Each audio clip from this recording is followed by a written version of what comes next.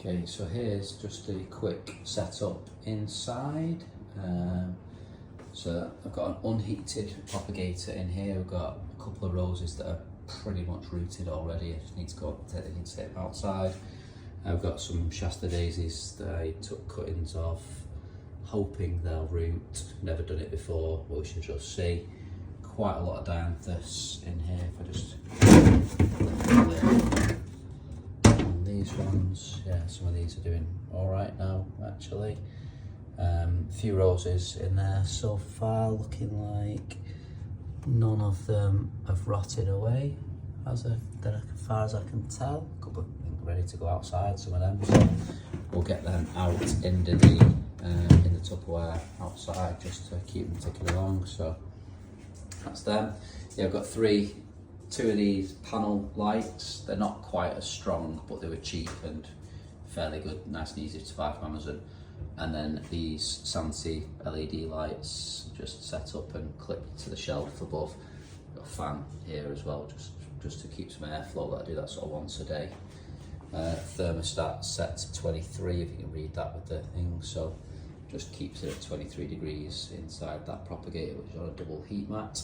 This one's really good for roses because it's one of the Vitapods that you can put extendable bits in. So yeah, the extensions on the Vitapods really good because it means you can just put taller tubs in. And I actually find that more compost and taller pots makes for better cuttings. So here's the ones, next batch to go outside. So these are from the 7th of July, it's about a month old. I'd hazard a guess there are, not so sure about this one. There's a bit of resistance on all of them actually. You could do the little test of can you pull it out. Actually this one, even though it's got the biggest shoot, feels like it's got the least resistance. But these thicker stems, I think I said this on the earlier video, if you do ones on with thicker stems, that's probably just a bit thicker than a pencil, really, a bit of a thicker than a pencil thickness, which is what they normally tell you to use. So they just have a bit more vitality in the stem. They generally root more reliably, and then they put out better plants because the thin ones, this one will still root, I think this one will do quite well.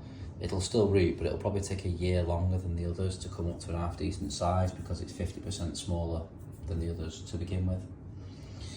Here's some of here's the ones we've just taken. So these are the Rondelay ones.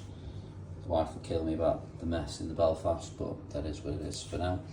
I think she just accepted it given that we have the propagation set up in the utility room as it is. So yeah, they're next to go in. So if we just lift the lid on the Vitapod, to the side. So this is what we've got going on in here. So we've got 5 batches in here. Actually this one is a double, so there's 2 different varieties in there, hence there's a little label halfway across them. The older ones are to the back, so I'll put them in and then I'll gradually fill it up. So we'll put in the new ones. So this is these. So we'll just pop them in here. This leaf is just a bit, we'll turn that over, hopefully it'll just give it a bit better chance of getting some light. Don't think those ones will do so well, but we'll try and keep them off the sides if I can. And then what I'll do, this thing, this Gardenia Mister is really good. Got it on a good deal on Amazon. You can fill it up without taking the lid off if you wish, but it's got one of the weighted tubes inside, a bit like getting a kid's drinker bottle. So whatever angle you've got it at, the pipe moves to that part of the angle.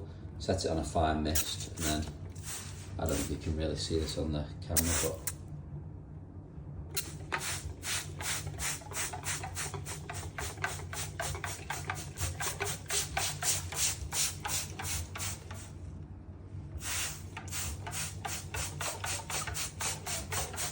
we give them a really good misting. That's them. We'll pop the lid back on here. And what I'll do when I put a new one in, it generally doesn't do any impact to the ones that are in there. But when I put a new one in, I will shut the vents for a good few hours first and foremost, maybe even for an evening, and just turn up the thermostat 25 degrees, get that heating up inside there, just get the bottom heat kicking on. Obviously I've got wet compost, just lift this up again a second. So yeah, we've got in this back one here, we have the wet compost. Well, it's not wet really, but it was the damp pre-wetted compost that we pulled mixed together for these cuttings. So what we now want to do is warm that up because it's cold and wet. So warm up that cold wet compost, get a bit of bottom heat through there, just give it the most advantageous set of environments for hopefully rooting down. So probably not the best video in here given the quality. The lights will flicker I think, but we shall see, it should do. But hopefully that gives you a bit of insight into how I do it indoors. After about a month, so this one's these have been in there nearly a month now, we will go and put those in the upturned storage box that's outside, so it's the clear plastic storage box.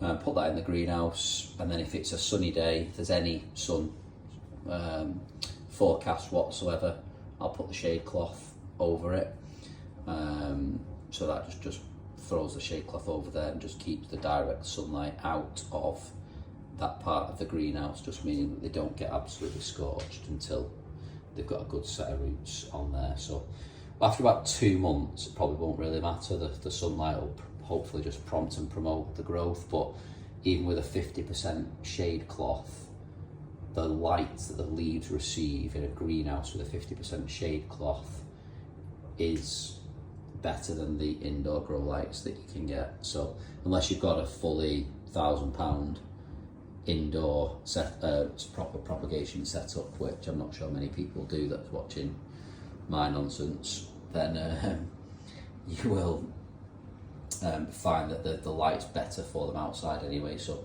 really I just keep them in here for up to 2 months, just so that I can control the environment, control the humidity, control the temperature, and make sure if the direct sunlight gets on these, even if you just miss it when you're at work and you have 2 hours of bright sunshine coming into the greenhouse for the middle of the day, it's basically like a microwave. It will just boil the inside of the Tupperware. So when they're inside the storage tub, it just becomes like an oven, and they just dry straight out, frazzle straight up, and you've lost all your cuttings. So yeah, more controllable in here. And as they get past 2 months old, as the cuttings are past 2 months and they've calloused and they're slowly starting to root and potentially shooting ever so slightly, they're more resistant to that bright sunlight anyway, so the shade cloth is more than ample. And then another month or so after that, they can come straight out and just live in the greenhouse and grow on, push on, hopefully fill the pots that we put them in. And then over time, each of them will just go into, these are those 2 litre pots that I spoke about outside. So these 2 litre rose pots, really, really good actually. Yeah, they'll just go into an individual one of them each with better quality compost, a bit more nutrition in there. I do feed them with the, I will post a link, it's a organic, I think it's a maxi crop organic growth stimulant, which is basically just a seaweed feed, but you can put a weaker solution in for recently propagated plants, and it just gives them a few extra bits of nutrients into their pots before you get a chance to pot them on into proper good quality compost. So yeah, that's the indoor setup. Gardenia spray, the Amazon 2 litre tall rose pots, Vitapod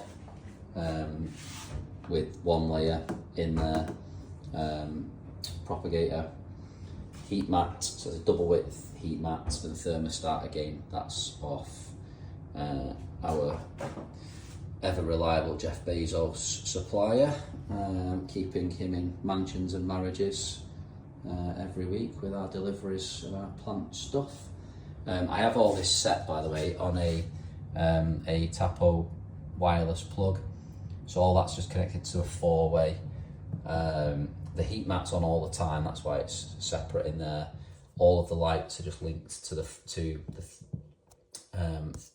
smart plug, and the smart plug just mirrors the sunrise and sunset. So depending on what time of year it is, the smart plug turns these lights on at sunrise and turns them off at sunset. So yeah, that is us. Hopefully that was helpful. Hopefully give you a bit of an insight in what I do with my indoor propagation, and we will hope to see in a month or so's time these cuttings here that have done quite well so far growing on into fledgling plants, and I'll keep you updated on the journey. Thanks for watching.